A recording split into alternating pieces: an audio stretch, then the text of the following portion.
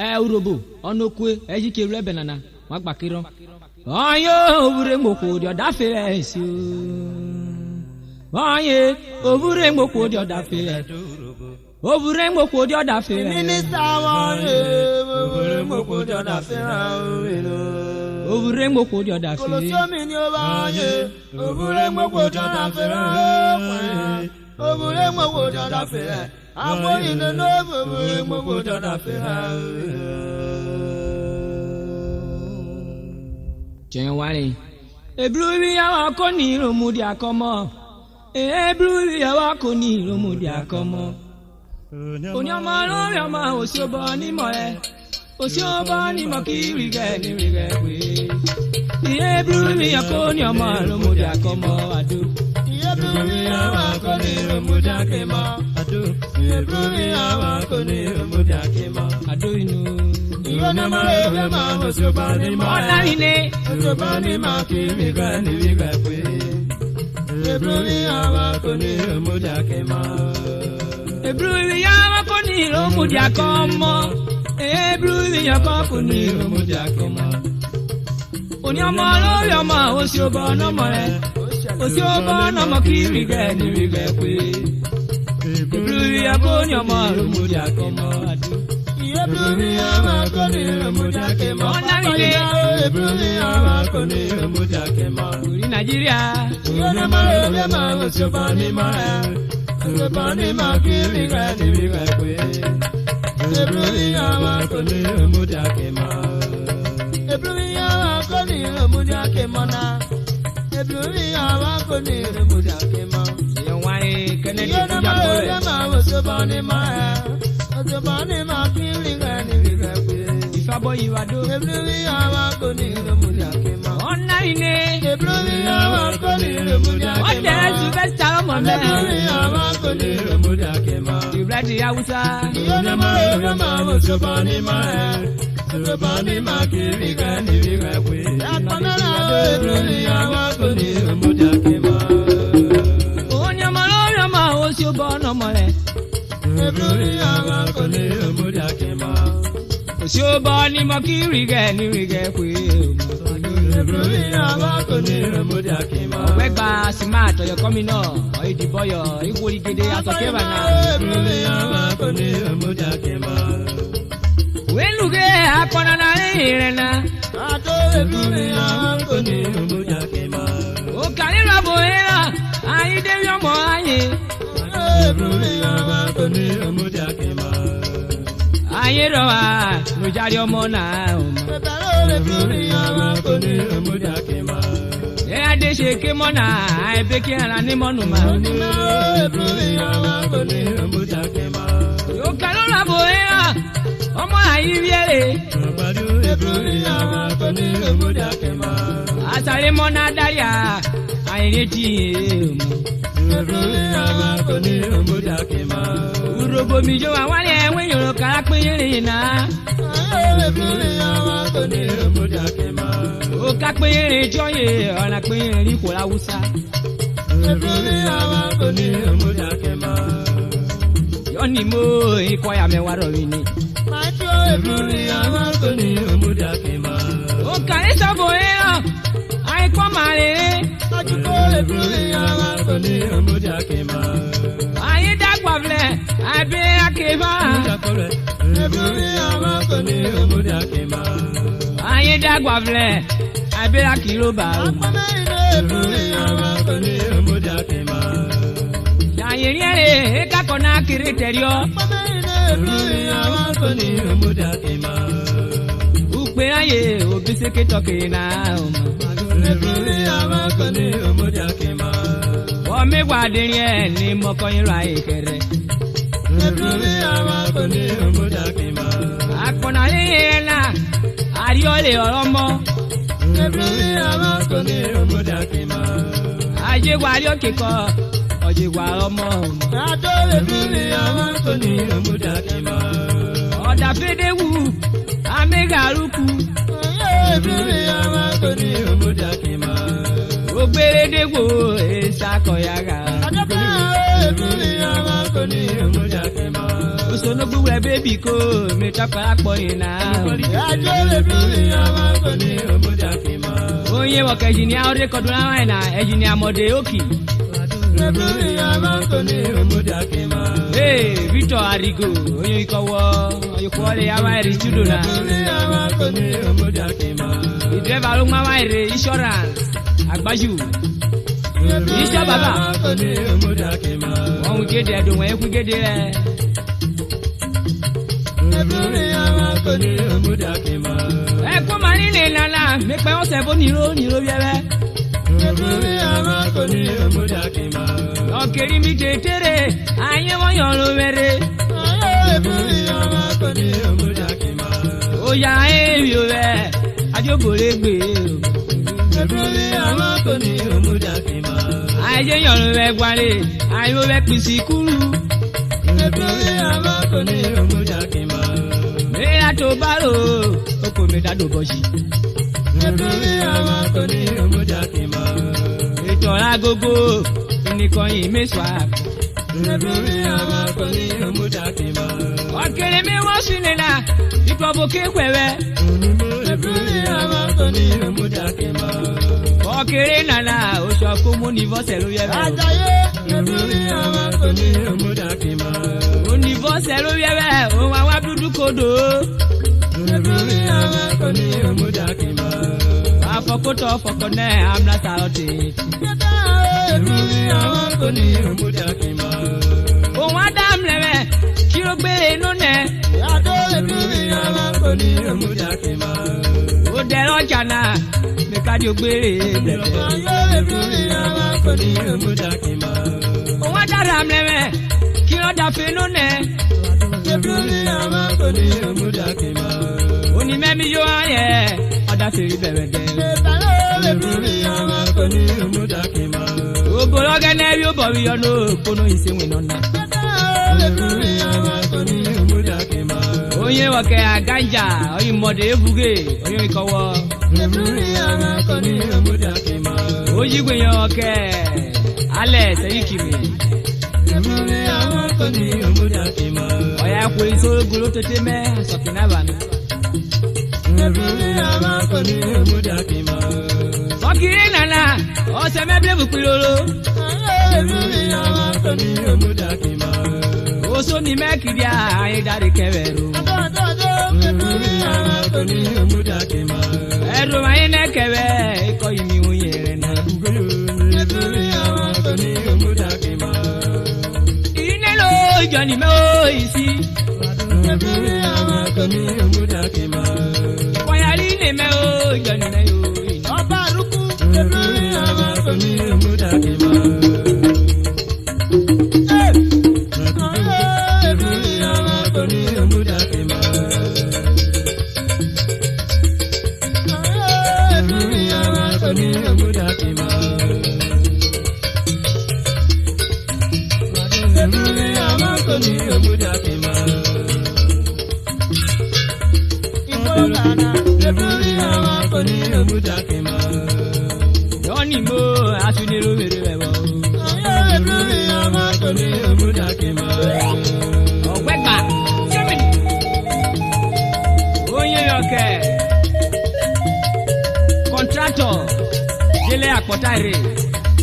Managing Director Darkpost Nigeria Limited. Onye yoke wo onye kowe bayenwe. Onye yoke bayame Lazy Electronic Assembly. Inenu wala. Oya advisor. Progress of Friends. Buloga Alifo. Natano.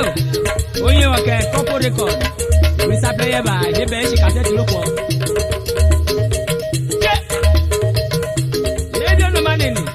Onye akugbe ya me Amos Gidioma Ikola kweka igere enenu wala we pobiro onugbe ya erime oye na ribu ni sasari mo ebuli saplo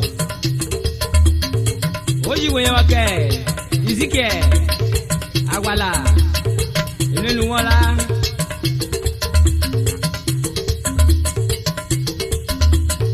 oji wake Mr. Agent Onoteme Yata now Oji when you can Mashak.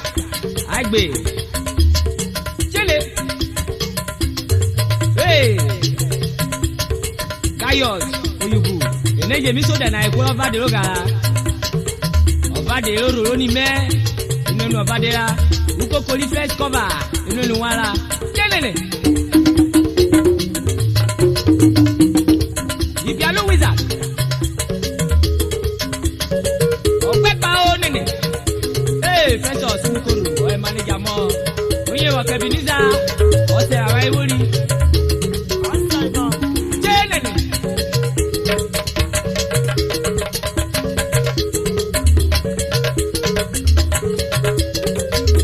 Hey, oye wa Kiloki. Sola. Wanapita. Cletus, Okemute, the resident president. If you know, ma, you reach a job.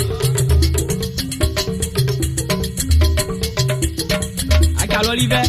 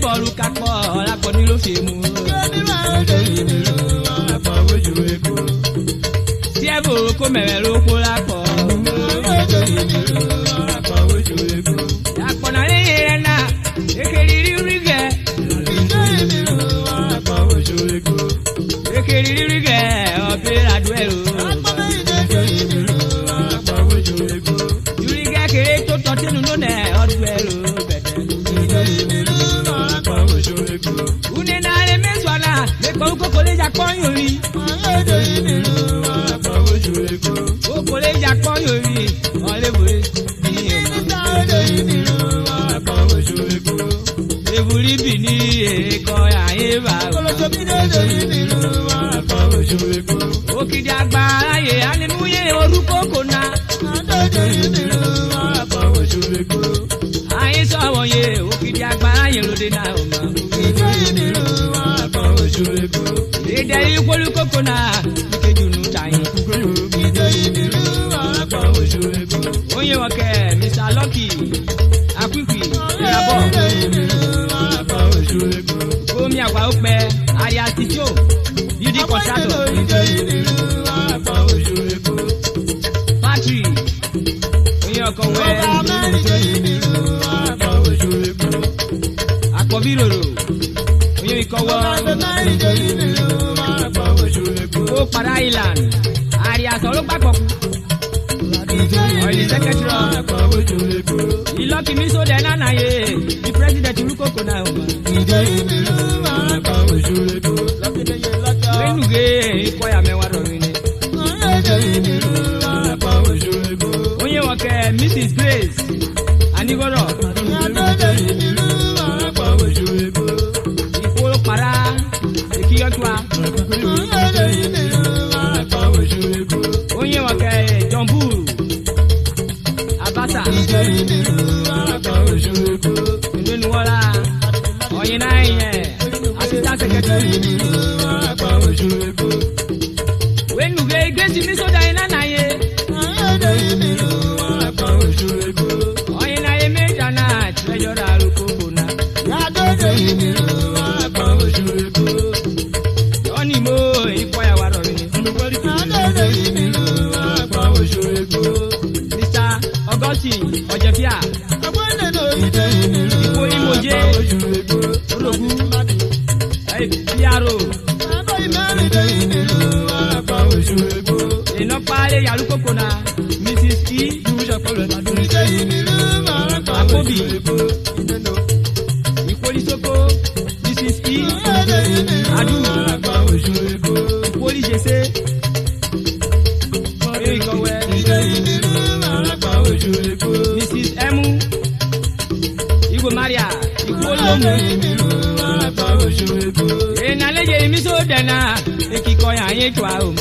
Ide imiru apa ojuego. Òkìdí agbárò àwa ànìmí èròwìn. Ide imiru apa ojuego. Lọ́nì mo ìkọ̀yà wà rọ̀rin ní kẹrẹ. Ide imiru apa ojuego. Inú olókùnrin gàrà òkúta lóyún ìkó wa wá. Ide imiru apa ojuego. Wẹ́nùgé àpọ̀nà ní ìrẹ́nà. Ide imiru apa ojuego. Ẹ̀bùn wẹ̀rẹ̀rẹ̀ ọ̀bẹ̀rẹ̀ àmì múyà o. Ide imiru apa ojuego. Lọ́nì mo àsìnì lórí rẹ̀ wọ̀. Ide imiru apa ojuego.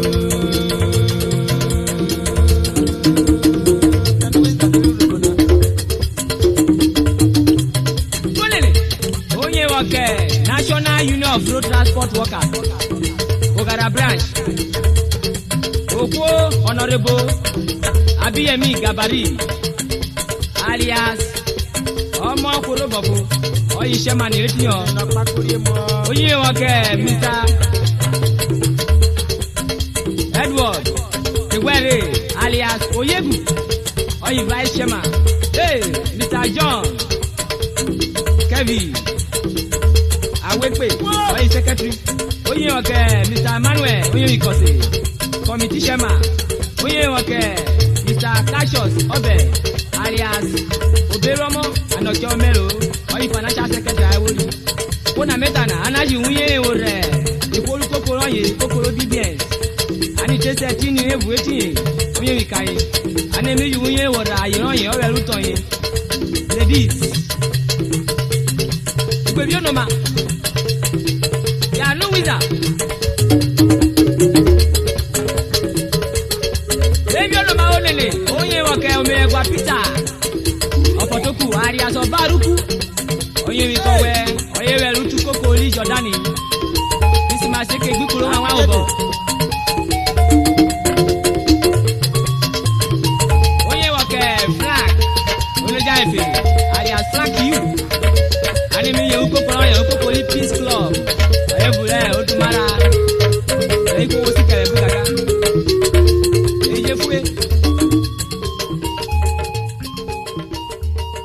Koni. Yama.